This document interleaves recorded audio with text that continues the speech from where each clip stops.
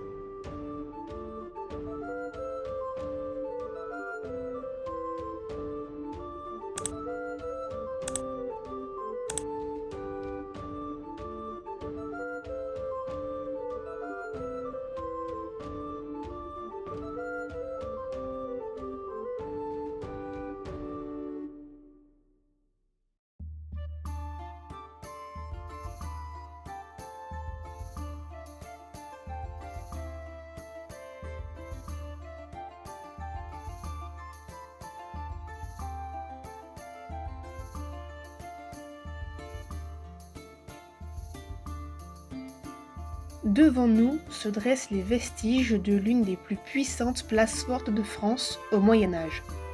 Installée dans un écrin paysager remarquable, la forteresse de Crozant impressionne autant par son histoire que par son environnement.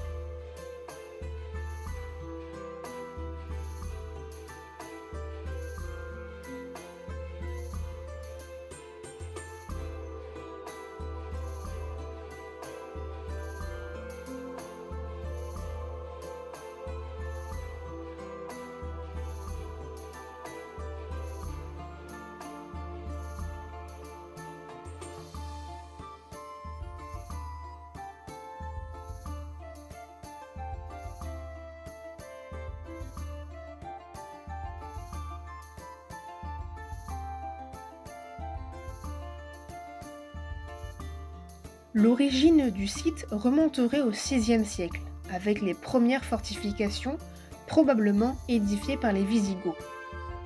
Mais c'est au Moyen Âge que la forteresse connaît son apogée, notamment grâce à la puissante famille des Lusignans qui cherchent à organiser une véritable principauté dans le centre-ouest de la France.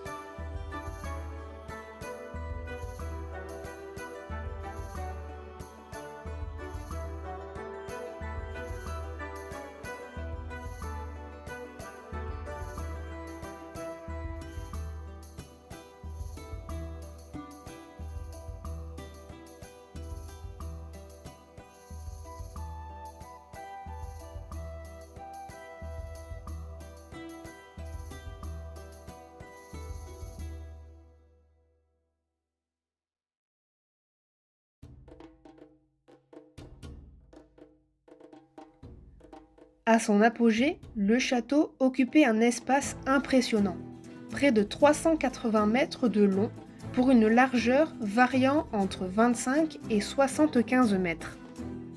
Le site était structuré en 3 cours successives, entourées de remparts s'étendant sur près d'1 kilomètre.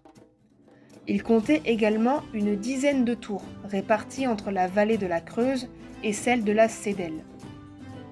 Aujourd'hui, même en ruine, on peut encore imaginer la puissance défensive de cette forteresse, perchée au sommet de son promontoire rocheux.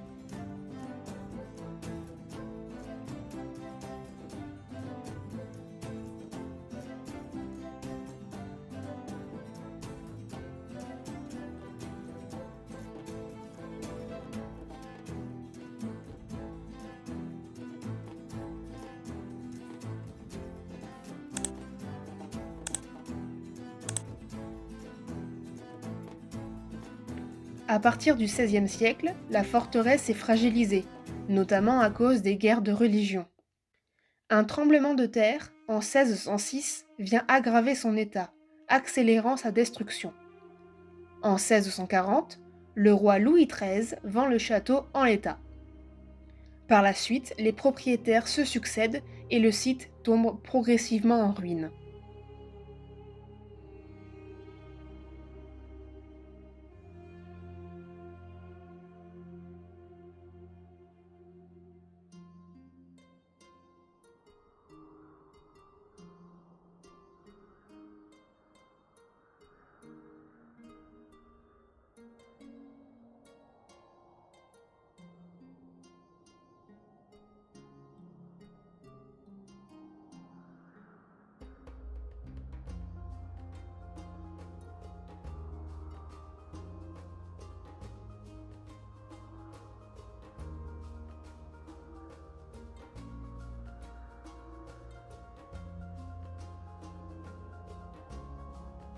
Aujourd'hui, les toits ont disparu, les remparts se sont effondrés, mais les vestiges permettent encore d'imaginer l'ampleur et la puissance de cette ancienne forteresse. En se promenant dans les ruines, on peut distinguer l'organisation du site et ressentir toute son histoire.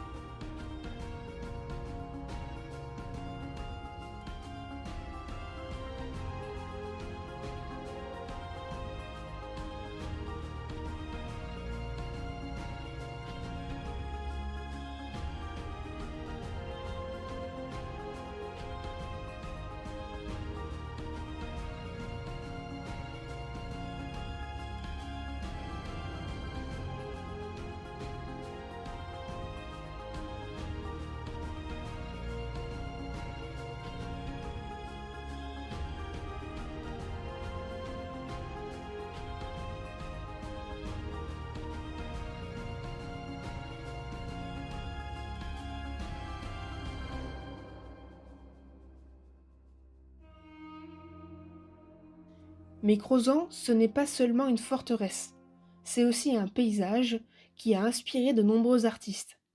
Des peintres impressionnistes comme Claude Monet ou Armand Guillaumin ont été marqués par la beauté de la vallée.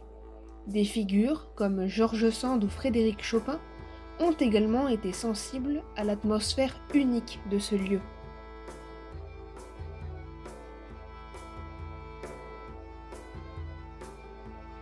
En 1994, la commune de Crozant devient propriétaire du site. Consciente de son potentiel patrimonial, historique et artistique, les collectivités locales décident de le préserver et de le valoriser. En 2009, un syndicat mixte est créé avec pour objectif de faire de ce site un véritable levier de développement touristique pour la vallée.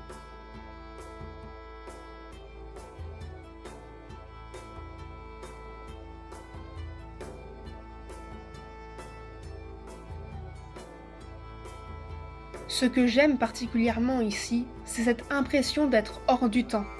Entre nature, histoire et silence, le lieu dégage une atmosphère vraiment unique.